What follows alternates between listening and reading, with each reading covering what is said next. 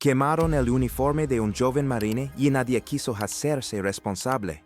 Detrás estaba Arlo Hennings, un presidente de asociación obsesionado con el control. Pero Thomas no estaba solo. Los veteranos se unieron y todo cambió. Y lo que pasó después es la prueba de que el honor nunca se quema. El sol del desierto de Arizona caía con fuerza sobre los tejados impecables de Suncrest Hills cuando Thomas Gray bajó del taxi militar con su mochila al hombro. Llevaba el cabello más corto que nunca y los ojos más maduros de lo que deberían tener a los 19 años. Había pasado 6 meses en una base de avanzada en Jordania, patrullando rutas remotas, soportando calor, tensión y el peso de una promesa: regresar a casa entero, por su madre, por la memoria de su padre. Jennifer Gray lo esperaba en la entrada de su modesta casa. Era enfermera de urgencias, mujer de carácter firme y ternura contenida, acostumbrada a enfrentar el caos sin derrumbarse. Viuda desde hacía 8 años, había criado sola a su único hijo después de que el sargento William Gray, su esposo, muriera en Afganistán. La bandera doblada que le entregaron el día del funeral aún reposaba, enmarcada, sobre la repisa de la chimenea. Para Jennifer, el regreso de Thomas era más que una alegría. Era un acto sagrado. Durante días preparó cada detalle. Limpió la fachada, cortó el césped con esmero casi ceremonial y adornó el jardín con pequeñas banderas americanas que ondeaban con orgullo entre macetas y luques colgantes. Pero el gesto más importante fue colgar el uniforme de gala de su hijo en un estandarte improvisado al lado del mástil donde ondeaba la bandera nacional. No era una exhibición de vanidad. Era un símbolo vivo del sacrificio, del compromiso, del orgullo familiar. Los vecinos se acercaron uno a uno, algunos con tartas, otros con abrazos. Hubo risas, anécdotas, lágrimas discretas. Un par de veteranos de Vietnam, que conocían a William, saludaron a Thomas con respeto. Tu padre estaría orgulloso, le dijo uno. Todo parecía perfecto, pero no todos compartían ese espíritu. Arlo Hennings, presidente de la Asociación de Propietarios de Suncrest Hills, los observaba desde la acera con los brazos cruzados. Era un hombre alto, de trajes perfectamente planchados, mirada fría y voz suave pero cortante. Exbanquero soltero y devoto fanático de las reglas del reglamento comunitario, Arlo consideraba que la armonía del vecindario dependía de la estricta uniformidad. Las banderas, los adornos personales y cualquier manifestación que sobresaliera de la estética planificada eran, para él, amenazas al orden visual. A la mañana siguiente de la celebración, Jennifer encontró un sobre en el buzón. Era una notificación oficial de la asociación, en términos impersonales, pero con tono tallante. El documento afirmaba que la exhibición de símbolos militares en espacios exteriores no autorizados está prohibida por el Código 4.7 del Manual de Convivencia, y exigía la remoción inmediata del uniforme, otorgando un plazo de 24 horas. Jennifer, al leerlo, sintió un nudo en el pecho, respiró hondo, luego colocó la carta sobre la mesa de la cocina y, sin decir palabra, volvió al jardín. Apretó con fuerza las correas que sostenían el estandarte y ajustó el mástil de la bandera. No iba a ceder. Esa casa era suya. Su hijo había servido al país. Su esposo había muerto por él. No había manual que le dictara cuándo y cómo debía recordarles a todos lo que significaba ese uniforme. Esa noche, durmieron tranquilos. A la mañana siguiente, algo no estaba bien. Thomas fue el primero en notarlo. Salió al porche con una taza de café y detuvo su mirada al instante. El mástil seguía en pie, la bandera ondeaba, pero el uniforme ya no colgaba del estandarte. Pensó por un segundo que su madre lo había guardado. Entró a la casa. Jennifer lo miró confundida. No lo había tocado. Salieron juntos al jardín. Buscaron alrededor. Nada. Una hora después, el vecino del número 14, el señor Sandoval, tocó a la puerta. Tenía el rostro tenso. Los llevó en silencio hasta el área de reciclaje comunitario, detrás del estacionamiento. Allí, al pie de los botes de basura, estaban los restos. El uniforme, reducido a un montón de cenizas negruzcas, con apenas algunos botones derretidos entre la tela calcinada. Un olor ácido todavía flotaba en el aire. Jennifer se arrodilló, no del oro. Solo miraba fijamente lo que quedaba de aquella prenda que había planchado con esmero días atrás. Thomas se mantuvo de pie. Tenía el rostro impasible, pero sus manos temblaban. Durante semanas había enfrentado amenazas reales en tierra extranjera, pero nunca imaginó que lo primero que se quemaría al volver a casa no sería su seguridad, sino su historia, su identidad, su honor. Nadie dijo nada, pero dentro de ellos, algo se encendió, algo que no se apagaría tan fácil. Thomas no dijo una palabra, se agachó lentamente y tomó con cuidado lo que quedaba de su uniforme, como si aún pudiera sentir el peso del tejido, como si el simple contacto con las cenizas fuera suficiente para revivir lo que representaba. Entre sus dedos quedaron restos negros, partículas diminutas que alguna vez fueron símbolos de honor. Sus manos temblaban, pero su rostro permanecía inmóvil, como congelado en un estado que no era ni rabia ni tristeza. Era algo más profundo, un vacío silencioso que solo conocen quienes han visto caer algo sagrado. A su lado, Jennifer no pudo contener las lágrimas. No eran gritos ni sollozos, eran lágrimas lentas, constantes, como una lluvia muda sobre el asfalto de su alma. No lloraba solo por el uniforme, sino por lo que ese acto revelaba, que el sacrificio de su hijo, el recuerdo de su esposo, la esperanza depositada en símbolos que deberían unir, habían sido pisoteados sin piedad. No por desconocidos en tierra extraña, sino por quienes se suponía eran sus propios vecinos. El uniforme no era simplemente ropa militar, era el resultado de años de esfuerzo, de entrenamientos bajo el sol, de noches enteras sin dormir en tierras lejanas. Era la representación de una promesa, de un juramento pronunciado con voz firme y corazón limpio. Proteger, servir, representa lo mejor de un país. Era también el eco de una historia familiar marcada por la entrega. William Gray, esposo de Jennifer y padre de Thomas, había portado el mismo emblema. Había entregado su vida bajo esa misma bandera. Y ahora, esa línea de honor se veía interrumpida por cenizas esparcidas al viento. Jennifer, aun con los ojos húmedos, tomó la decisión de acudir a la policía. Lo hizo con la esperanza, ingenua quizás, de que habría justicia, de que alguien, con uniforme azul esta vez, tomaría nota, iniciaría una investigación, buscaría cámaras, testigos. Pero lo que encontró fue una oficina fría, un agente indiferente que miró el reporte y apenas levantó la vista. No hay pruebas, señora. Nadie vio nada. Pudo haber sido cualquiera. Sus palabras eran mecánicas, sin emoción, como si hablara de una señal de tránsito caída, no de un acto que había herido el alma de una familia entera. Jennifer quiso insistir, mostrar fotos, hablar del contexto, pero el agente ya había pasado al siguiente documento. Salió de la estación sintiéndose más sola que nunca. Pero la segunda estocada llegaría esa misma tarde. En el buzón, otro sobre. Esta vez, con el membrete de la Asociación de Propietarios de Suncrest Hills. Con una frialdad casi ofensiva. El documento le notificaba que debía pagar una multa de $250 por decoración no autorizada que alteraba la armonía estética del vecindario. No solo no asumían responsabilidad por el uniforme desaparecido, sino que, además, la castigaban por haber osado mostrarlo. Fue allí cuando el dolor dio paso a algo más oscuro, a la impotencia. No era solo el hecho de que le negaran justicia. Era la sensación de que todo estaba diseñado para silenciarla, para hacerla sentir equivocada, como si recordar con orgullo a su hijo fuese una provocación, como si el sacrificio de su familia no valiera más que un reglamento impreso en tinta barata. ¿Qué clase de comunidad era esa que multaba la memoria y protegía el anonimato de quien había reducido a cenizas un símbolo sagrado? Pero lo que Arlo Hennings, el presidente de esa asociación, no sabía, o había olvidado, era que Thomas no estaba solo. Porque los marines tienen un código que va más allá de la distancia y del tiempo.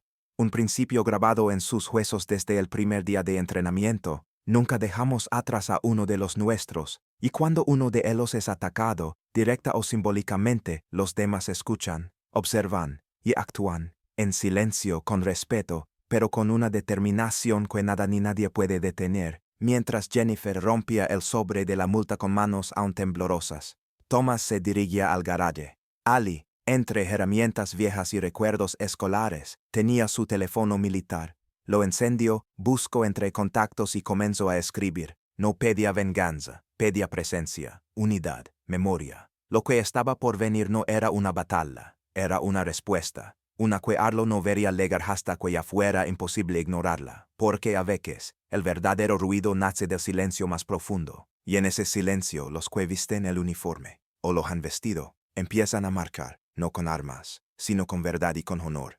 El primer auto se detuvo justo al mediodía. Era un sedán viejo pero bien cuidado, de el bajo Mike Donovan, compañero de unidad de Thomas durante su despliegue en Jordania. Tenía el rostro endurecido por el sol y los recuerdos, la postura firme de quien ha estado en lugares donde cada segundo cuenta. No hizo preguntas. Solo caminó hasta el porche donde Thomas estaba sentado en silencio y le dio un abrazo largo, sin necesidad de palabras. En su chaqueta colgaban medallas que hablaban de sacrificios compartidos. Había conducido más de 200 kilómetros apenas leyó el mensaje. Una hora después llegó Marcus Harris, alto con barba canosa y gorra de veterano. Fue sargento en la misma unidad que el padre de Thomas. Lo conocía desde que era niño. Lo había visto jugar en el jardín cuando William aún estaba vivo. Al ver las cenizas del uniforme en una caja, su expresión se volvió de piedra. Apretó los labios, respiró profundo y murmuró: «Eso no se queda así, y no se quedó». Durante los días siguientes, legaron más. No con pancartas, ni con consignas estruendosas. Legaron con banderas, con uniformes de gala cuidadosamente planchados, con silencio solemne. Uno a uno comenzaron a aparecer frente a la casa de los Gray, ocupando el borde de la acera como un escudo humano de respeto. Algunos eran jóvenes, recién licenciados del servicio. Otros, hombres mayores con pasos lentos y miradas firmes. No traían rabia. Traían propósito. La comunidad, al principio confundida, comenzó a observar. Nadie gritaba, nadie insultaba, pero la presencia de aquellos hombres y mujeres en uniforme hablaba más alto que cualquier protesta. Se turnaban para estar allí día y noche. Uno levaba una silla plegable, otro una linterna, otro sostenía la bandera con la mano en el corazón. Fue entonces cuando apareció el capitán Miller.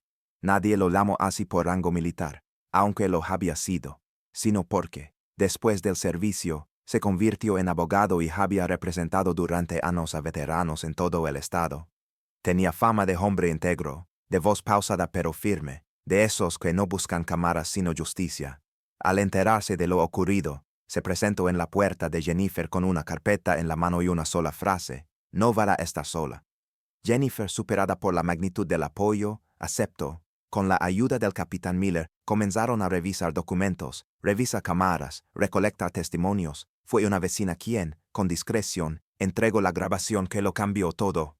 Una cámara de seguridad orientada hacia la calle captó claramente cómo, en plena madrugada, un guardia de seguridad contratado por la asociación entraba al jardín de los Gray, retiraba el uniforme del mástil y lo metía en una bolsa negra.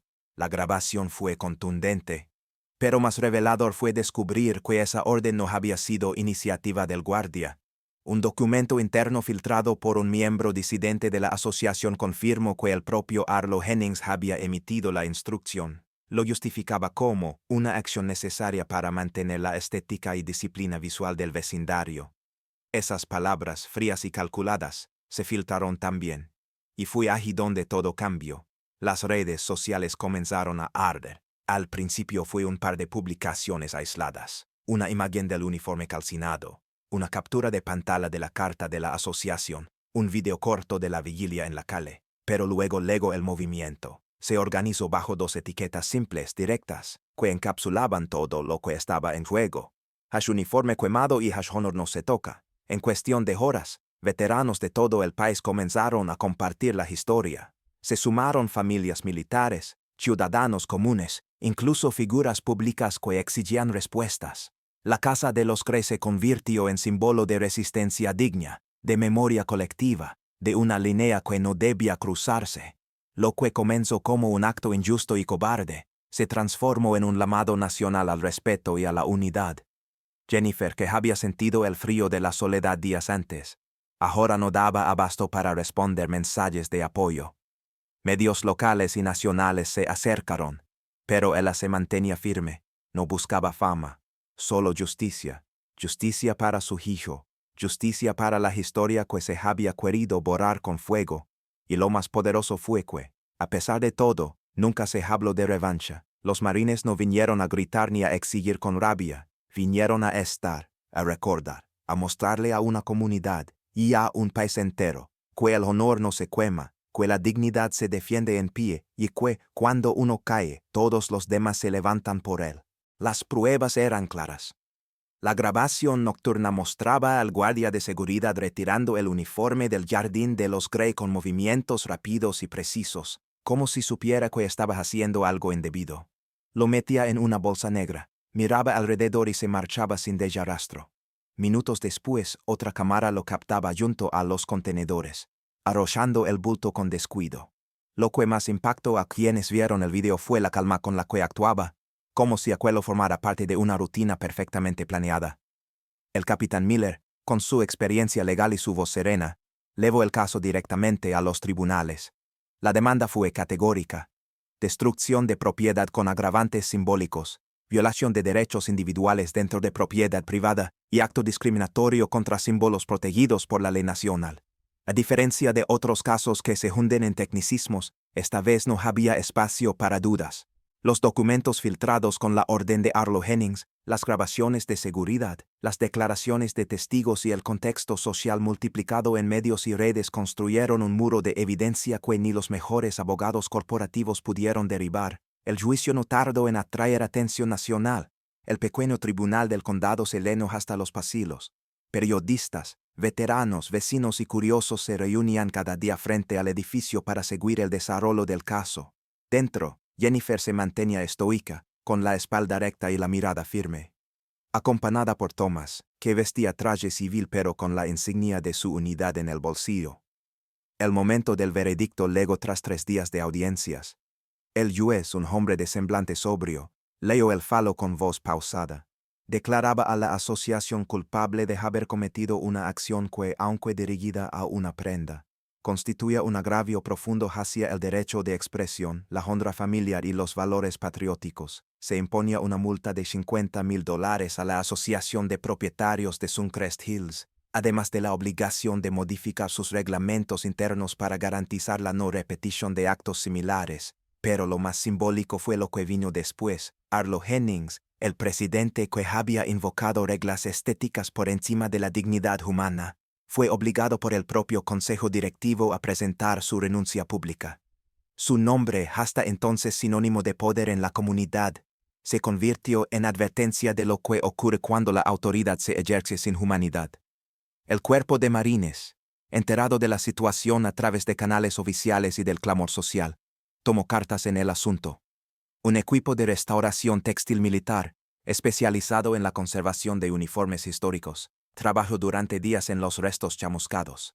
No pudieron salvar la prenda original por completo, pero extrajeron fragmentos intactos y los integraron simbólicamente en un nuevo uniforme de gala confeccionado especialmente para Thomas.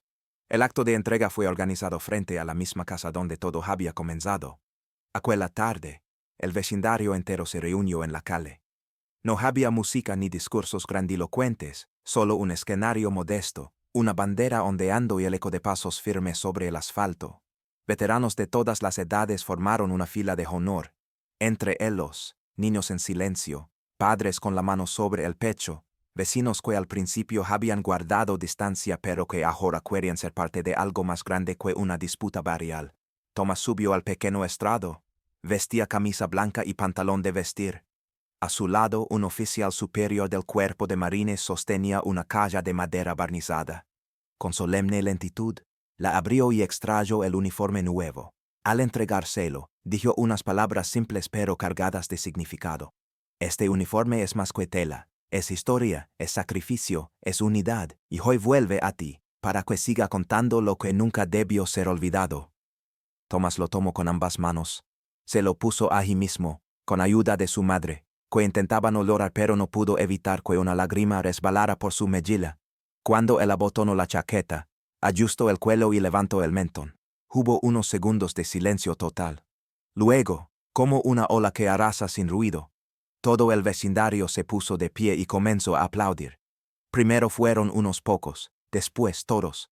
No era un aplauso por la victoria legal, era algo más profundo. Era reconocimiento, era reparación, era un acto de sanación colectiva. Jennifer cerró los ojos un instante y, al abrirlos, vio a su hijo de pie, con el uniforme reluciente, frente a un vecindario que finalmente había entendido, y supo en lo más profundo de su ser, que el fuego no había consumido su historia, solo la había encendido. Pero la historia no terminó allí. porque hay batallas que no terminan cuando se dicta una sentencia, ni siquiera cuando se hace justicia. Hay historias que, una vez encendidas, siguen alumbrando a otros en la oscuridad. Y eso fue exactamente lo que sucedió tras aquella jornada en la que Thomas recuperó su uniforme y el vecindario se levantó a aplaudir. Impulsada por la necesidad de transformar el dolor en propósito, Jennifer decidió no quedarse de brazos cruzados. Lo que les había pasado no era un caso aislado. En los días posteriores al juicio, comenzó a recibir cartas, correos, mensajes por redes sociales. Eran historias reales, de familias militares en todo el país que habían vivido situaciones similares, uniformes rechazados, banderas arrancadas, placas conmemorativas prohibidas por regulaciones vecinales. Algunos hablaban del miedo a mostrar su identidad, otros de la tristeza de sentirse olvidados en el propio país por el que sus seres queridos habían servido. Con el apoyo de los veteranos que los habían acompañado desde el primer día, incluyendo al capitán Miller, Mike Donovan y Marcus Harris, Jennifer creó una fundación sin fines de lucro llamada Símbolos con Honor. El objetivo era claro: educar a comunidades residenciales sobre la importancia histórica, cultural y emocional de los símbolos militares, brindar asesoramiento legal a familias afectadas por normas injustas, y promover el respeto como valor esencial de convivencia. La fundación comenzó de manera modesta, con una pequeña oficina y un sitio web sencillo.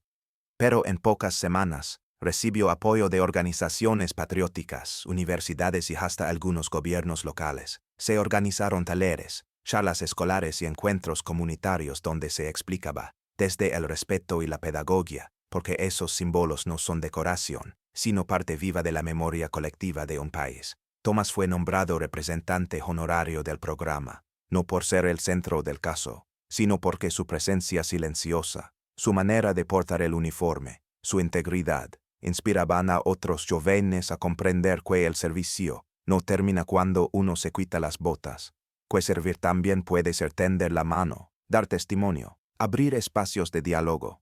En cada evento, Thomas hablaba poco, pero cuando lo hacía, todos escuchaban.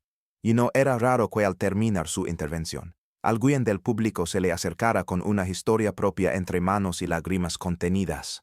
Suncrest Hills, por su parte, no fue indiferente al cambio. Lo que en un inicio fue una comunidad dividida por la indiferencia, comenzó a transformarse desde adentro. El nuevo consejo de la asociación convocó a una asamblea abierta en la que participaron más vecinos de lo esperado. Tras varias sesiones, el reglamento fue modificado. A partir de ese momento, se permitió de forma expresa el izado permanente de la bandera nacional en propiedad privada, así como la exhibición de uniformes y reconocimientos conmemorativos siempre que se hiciera con respeto y buen mantenimiento. Fue un gesto pequeño en términos legales, pero inmenso en el plano simbólico.